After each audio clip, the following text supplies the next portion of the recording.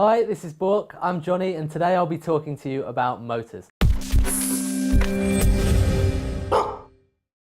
So when we think of motors usually, we're probably thinking of motoring, so that conjures into your mind all kinds of things like race cars going around a track, usually petrol and diesel powered, like most cars that we know are. But actually there's a new kind of motor coming onto the scene, and that's electric car motors. So traditional cars basically use petrol and diesel, which are fossil fuels obviously, and they're created when organisms millions of years ago have died, sunk into seabeds or been buried under rock, and they're crushed, turned into oil, and that has basically been drilled out of the ground and turned into petrol or diesel.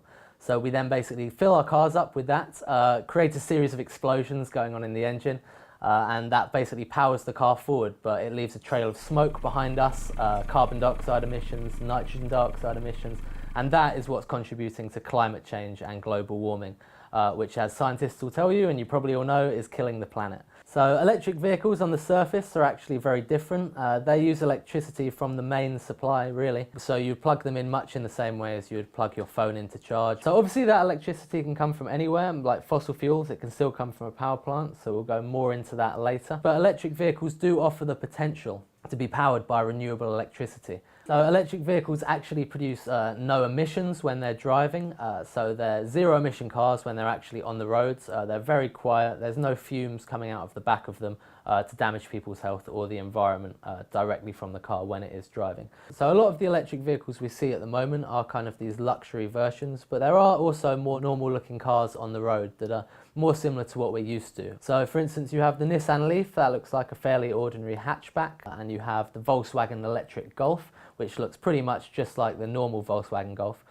So you might not even have noticed that some of these were electric cars, but there is a big difference. I've driven an electric car, and it was really, really nice to drive. It was a nice flashy car, so that might be something to do with it compared to my pretty old Volkswagen Polo that I drive at the moment. But it was really nice to drive. It was quite fast, although of course I stayed within the speed limits as usual.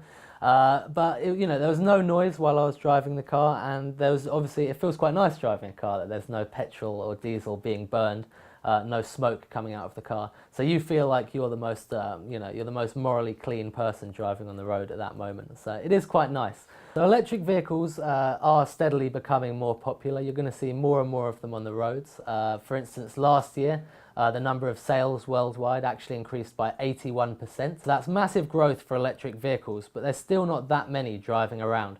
So they're really, really hyped up, but at the moment we're not actually seeing the adoption that that might suggest.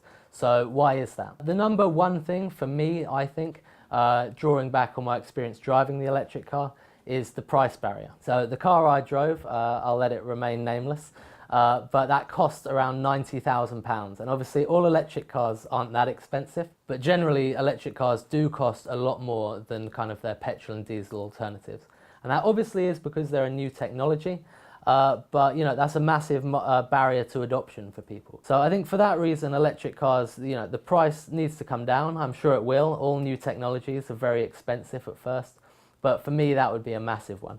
With electric cars as well, obviously at the moment there's no market for used electric cars really. I'm sure you can find a few on Auto Trader or whatever if you look hard enough, but they're such a new technology that at the moment really, if you want one, you're going to have to buy one at full price from the dealership. So that immediately rules out a whole group of people, including me. On the other hand, you can get incentives from the government for electric cars because they're trying to subsidise the adoption essentially and encourage it. And also you don't pay road tax, which is essentially emissions tax anyway at the moment. So these are savings that you can make on electric cars. They are offered, but still I don't really think they affect things that much because it's not going to bring a £40,000 car down to a £10,000 car where it could actually make a real difference to someone's decision in buying it, at least for me. Of course, this is nearly as much of a problem for me as it is the price. You have the convenience issue of electric cars. So obviously you need a charging point to fill up your car, and whereas petrol stations, you can pretty much find one on any corner of England around the country, electric charging points, although they're becoming more widespread, are still pretty hard to find. So, you know, it depends on the kind of journeys you're doing. Electric vehicles might make sense if you can afford a charger at your house and there's a charger at work, and you know there's a charger in the supermarket, in the car park of your favourite supermarket. But, you know, for people like me, I don't really do these kind of predictable routes. I'm kind of driving all over the place in quite a random way, going to my friend's house or going to somewhere I've never been before. And that's where range anxiety comes into it, because you never really know at the moment where the next charging point's going to be. So that's quite a big concern to a lot of people, and it puts you off because, it's quite scary. No one wants to be stuck at the side of the road. Even though electric vehicles don't produce emissions really when they're actually driving, of course they still need to be produced. So there's lithium and cobalt. That needs digging up from the ground. That's very environmentally intensive. That goes into the batteries. The metal bodywork and the plastic interior of the car, obviously that still has an environmental impact. And of course all the bits and pieces actually need to be shipped over to you, the user, from the factory and between places to be assembled. So even though they're seen as a clean option, they're still quite environmentally intensive at the end of the day. People say electric cars are the green option, and they certainly are in some ways. But obviously the electricity still has to come from somewhere. We're calling them clean. But if the electricity that you fill them up with is coming from those fossil fuel sources, they're not actually that clean anyway. Of course, renewables are coming onto the grid around the world and in Europe and the UK increasingly more and more every year. And if you have a renewable tariff with your energy supplier, you could be charging your car with wind power or solar power, which obviously is a lot cleaner than driving a petrol or diesel car. But that's still something to take into consideration. The other side of that argument is, even if your electric vehicle is being charged with electricity generated from coal, say, or gas, there's still nothing coming out of the back of the car.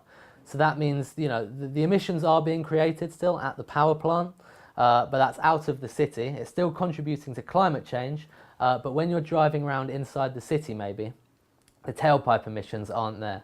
So the air quality in the city is going to be improved, and there's going to be less smog, less pollution, less associated health effects with that. So I think that's a good counter argument. Even if your electric car is powered by fossil fuels, I still think that it has an advantage there environmentally over traditional combustion engine cars. One big problem I have with electric cars, this is actually gradually disappearing now, but at first all of the electric cars that came out had blue trim and silver trim, and it's designed basically so you could look at it and say, oh wow, look at that electric car driving past. But I think that had the effect of making them look more like models or toys or something out of a Transformers film than an actual car that I'd want to drive, which would probably be more subtle. My car at the moment is black and silver, and I like it that way. I don't really want any fluorescent blue trim all over the place. So that's obviously a matter of personal preference, but that would put me off. Obviously, like I said, there are actually lots more electric cars that are coming onto the market that look a bit tamer. You've got the Tesla Model 3, it still looks a bit sporty, but kind of in a more reserved way that we're used to those cars looking like.